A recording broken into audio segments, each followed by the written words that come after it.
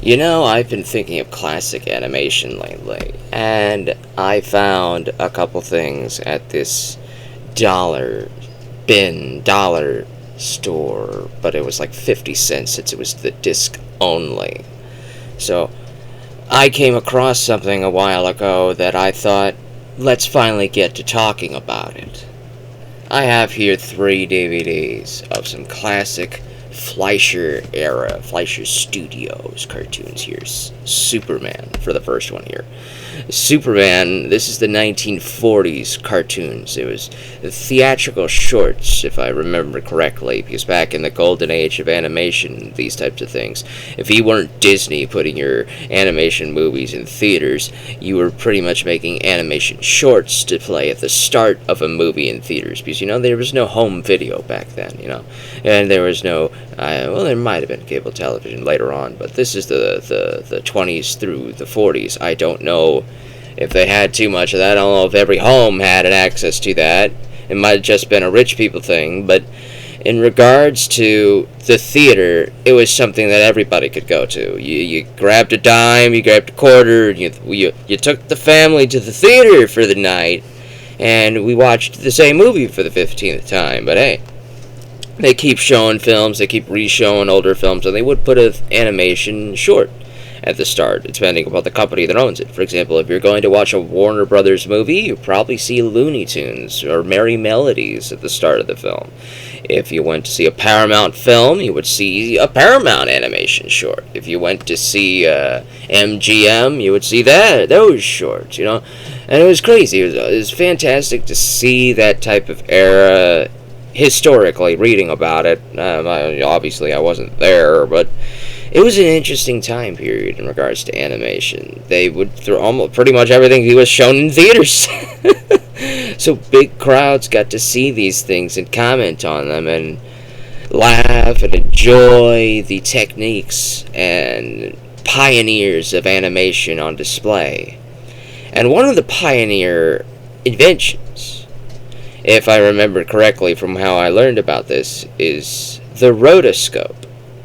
The rotoscope, pardon my kindergarten drawing here, is basically a little viewfinder, little camera, little binocular area where you put your eyes through this little hole, and down the tube you would have this little slide area. And on this slide you have transparent paper where you can put your hands in and draw. And through the transparent paper, you see at the bottom of the little doohickey machine slides of a film reel.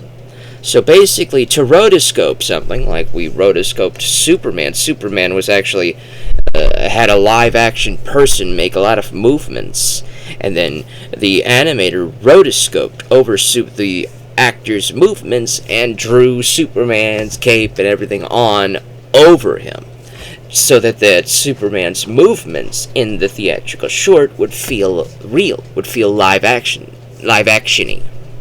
This technique would later go on to incredible success in Snow White. Walt Disney's Snow White used rotoscoping heavily. The movements of all of the characters feel like the real living people moving and jiggling all about. And it's because that was actually a real people being filmed and then rotoscoped animation over it. They added the dwarves and the little flying animals that obviously weren't there, but the Snow White movements, that was a real person making movements there, and so they rotoscoped over that. And that's how it was with Superman in the 40s. Obviously, this came out after Snow White, but the patent for the rotoscope, if I remember correctly, came out, I believe, either in the 1900s, the 1900s, or the 1910s. Either way, the patent was, I believe, a Fleischer Studios patent. If I remember this correctly, you could obviously Google it up and see if I'm wrong, or I could obviously do that, but hey, whatever, I don't care. The next one we have here is Betty Boop. This one also uses some rotoscoping. This one has the famous rotoscoping episode. If you want to Google this one or YouTube search this one's also on YouTube if you wish to search for it. Basically, search for the Cab Calloway dance, Betty Boop. Basically, they rotoscoped over Cab Calloway, who was a pretty big entertainer back in the 30s, 20s, 30s at the time. So the Cab Calloway was doing a dance. He was being filmed doing the dance.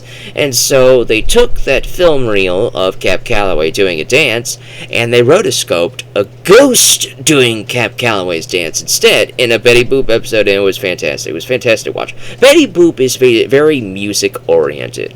Most of the episodes of Betty Boop are very music-oriented. Betty Boop often acted as an entertainer, as a musician, as a lady who would go on to a stage and dance and do a little song and had backup dancers and all that other stuff.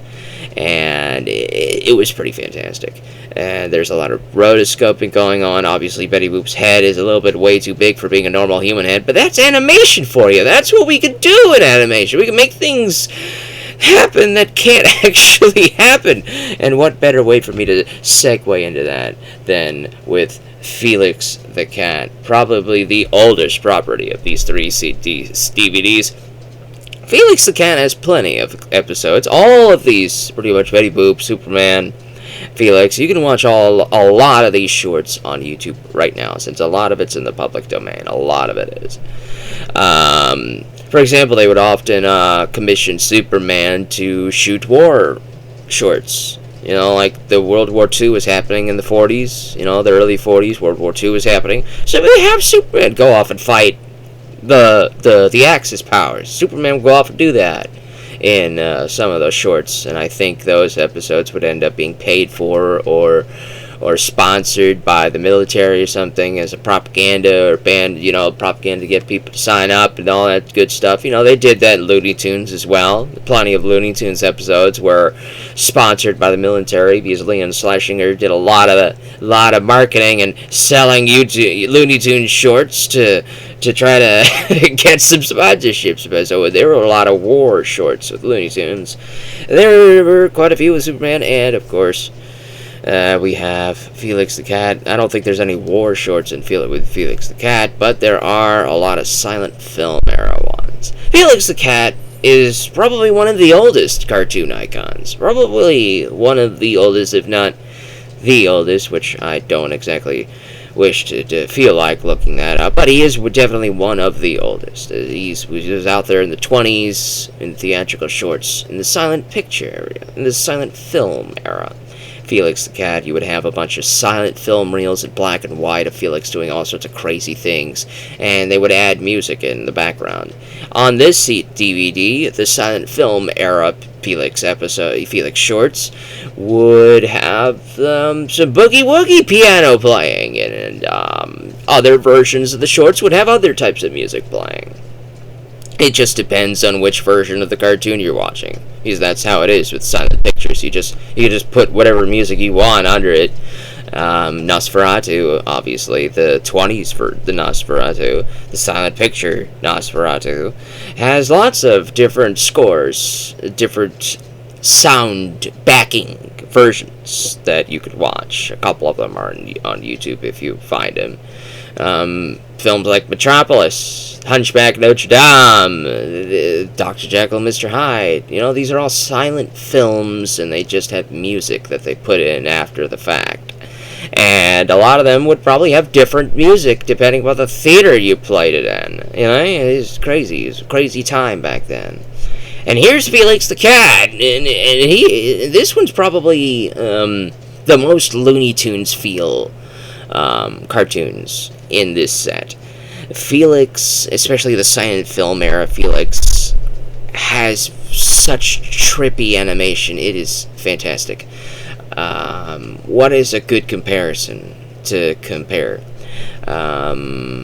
Something a lot more people will probably know is the Duck Amuck short in Looney Tunes, where Bugs Bunny basically takes control of a little pencil, and Daffy Duck is stuck on the canvas, and Bugs would basically draw all over the canvas and reshape the designs, or take his little eraser and erase parts of it, and then redraw it and change things and reanimate things in the middle of it so that Daffy goes crazy. It's a fantastic short. It's one of my favorite Daffy cartoons. It's kind of like that. the animation is very trippy in early Felix the Cat silent film era. We would have Felix fighting with a bear, and then the bear would just shapeshift into something else, and Felix could shapeshift into trees, Felix could shapeshift into other animals, Felix could shapeshift into common household items to disguise himself when people are chasing him, and then he just shapeshifts back. It's like, the whole background sometimes would shapeshift. He would be inside, and then he would just be shapeshift, the background would just shapeshift to outside. It's trippy as heck, and it's very hard for me to explain a Felix the Cat episode. I have to just encourage you to go look at one. Almost every single Felix the Cat episode probably is on YouTube. You could check out Eighth Man DVD or something like that. You'll probably find them anywhere. It's very, a lot of it's public domain. 1910s, 1920s cartoons. They're very old. But one more thing that I want to add about these DVDs that I also really, really enjoyed is that they're basically X and Friends. So Felix Cat and Friends, Betty Boop and Friends, Superman and Friends. When you put the DVD on, you get the menu. So you get maybe about 15 to 20 Felix the Cat cartoons, and then you get about 15 to 20 and Friends cartoons. What would be the and Friends? Well, some of it is Gumby cartoons. If you remember Gumby, that's a clay animation, very early clay animation cartoon. A lot of that is very fun. Sometimes you'd get a Looney Tunes short on there. There's a Looney Tunes short on this one, the Felix the Cat DVD. There's Popeye episodes, tons of Popeye, lots of Popeye. I love Popeye. Popeye was something I grew up on. It's like classic TV shorts, like classic theatrical shorts. I grew up on them. I can't remember a time in my life where I wasn't watching them, I can remember very fondly the first time I watched Dragon Ball, for example, but I can't remember the first time I watched Looney Tunes or Tom and Jerry or Popeye. I can't remember. It's like it was always with me since I was born. I was watching these classic shorts on Cartoon Network or something. It felt like I was always watching these things. So these have a very, very soft spot in my heart. I even got an old Scooby-Doo plushie. I had that when I was born, and I still have him today. I was born on classic animation. I was raised on it.